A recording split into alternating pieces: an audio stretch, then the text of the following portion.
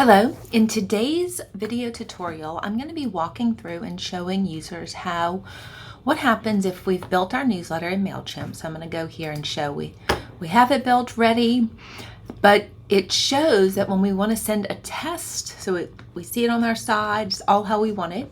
We send a test message and we go to send that test and we receive a message that too many tests were sent to the same email. So sometimes with the free account in Mailchimp, maybe you do have a limitation on how many you can send.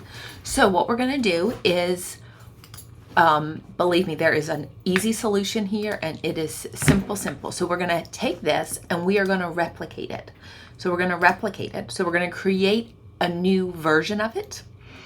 It's copying the exact same thing. We're going to name this September, I'm just going to call it Nutrition Newsletter number 2, so that you know that it's your version 2. And you're going to save that.